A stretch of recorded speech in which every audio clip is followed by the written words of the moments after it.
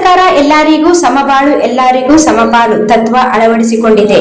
ಎಲ್ಲಾ ವರ್ಗದ ಮಹಿಳೆಯರ ಅನುಕೂಲಕ್ಕಾಗಿ ಗೃಹಲಕ್ಷ್ಮಿ ಹೆಸರಿನ 2,000 ನೆರವು ಶಕ್ತಿ ಯೋಜನೆಯಡಿ ಉಚಿತ ಬಸ್ ಪ್ರಯಾಣ ವ್ಯವಸ್ಥೆ ಮಾಡಿದ್ದು, ಇದರ ಸೌಲಭ್ಯ ಪಡೆಯುತ್ತಿದ್ದೀರಿ ಅಲ್ವಾ ಎಂದು ಬಸ್ ಪ್ರಯಾಣಿಕರಿಗೆ ಜಿಲ್ಲಾ ಕಾಂಗ್ರೆಸ್ ಕಾರ್ಮಿಕ ವಿಭಾಗದ ಅಧ್ಯಕ್ಷರಾದ ಎ ಉರ್ಕುಂದಪ್ಪ ಪ್ರಶ್ನಿಸಿದರು. ಅವರು ರಾಯಚೂರಿನಿಂದ ಲಿಂಗಸೂಗೂರು ಬಸ್ನಲ್ಲಿ ಅಚಾನಕ್ಕಾಗಿ ಪ್ರಯಾಣಿಸುವಾಗ ಬಸ್ ಪ್ರಯಾಣಿಕರಿಗೆ ಸರ್ಕಾರ ಸವಲತ್ತು ಪಡೆದು ಸಂತಸ ಹೊಂದಿದ ಬಗ್ಗೆ ವಿಚಾರಿಸಿದರು. ಮುಖ್ಯಮಂತ್ರಿ ಸಿದ್ದರಾಮಯ್ಯ ಮತ್ತು ಉಪಮುಖ್ಯಮಂತ್ರಿ ಡಿಕೆ ಶಿವಕುಮಾರ್ ಅವರು ಬಡ ಕಾರ್ಮಿಕರ ಮತ್ತು ಮಹಿಳಾ ಕಾರ್ಮಿಕ ಕುಟುಂಬಗಳ ಸುಸ್ಥಿರಕ್ಕಾಗಿ ಹಲವು ಯೋಜನೆಗಳು ಚಾಲ್ತಿಯಲ್ಲಿರುವಂತೆ ಮಾಡಿದೆ. ಅವರ ಪರವಾಗಿ ಹಲವಾರು ಯೋಜನೆಗಳನ್ನು ಅನುಷ್ಠಾನಕ್ಕೆ ತಂದಿದ್ದಾರೆ ಎಂದರು.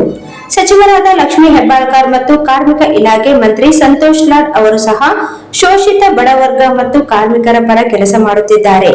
ಬಸ್ ಪ್ರಯಾಣಿಕರಲ್ಲಿ ಕೆಲವು ವಿಚಾರಗಳ ಪ್ರಸ್ತಾವನೆ ಮಾಡಿ ಮಾಹಿತಿ ಪಡೆದರು. ರಾಜ್ಯದಲ್ಲಿ ಪ್ರಯಾಣ ಮಾಡಲಿಕ್ಕೆ ಅನುಕೂಲ ಮಾಡಿಕೊಟ್ಟಿರುವ ಮತ್ತು 1,17,00,000 ಮಹಿಳೆಯರಿಗೆ ಮತ್ತು 34,000 ಕೋಟಿ ರೂಪಾಯಿಗಳು ಮಹಿಳೆಯರ ಖಾತೆಗೆ ತಲುಪಿದೆ ಎಂದರು.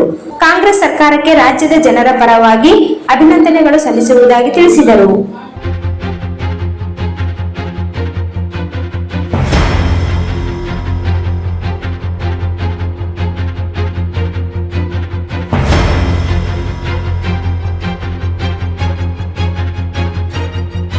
ನಮಸ್ಕಾರ. ಇಂದು ಲಿಂಗಸೂರು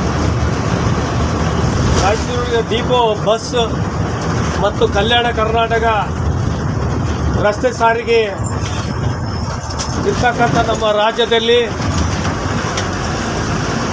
1,17,000 ಕೋಟಿ ಮಹಿಳೆಯರಿಗೆ ಇವತ್ತು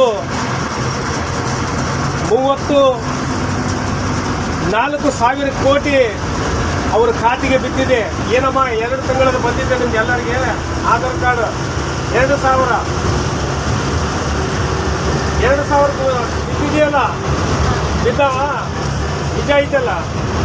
ಈಗ ನಿಮ್ಗೆ ಆಧಾರ್ ಕಾರ್ಡ್ಗಂತೂ ಫ್ರೀ ಬರ್ತಾ ಇದೆಯಲ್ಲ, ಬಸ್ ಅಂತೂ ಫ್ರೀ ಬಿಡ್ತಾರಲ್ಲ, ಇದು ನಿಜನಾ? ಆಧಾರ್ ಕಾರ್ಡ್ ಎತ್ರಿ. ಇದು ಮಾಡಿದ್ದು ಯಾರು?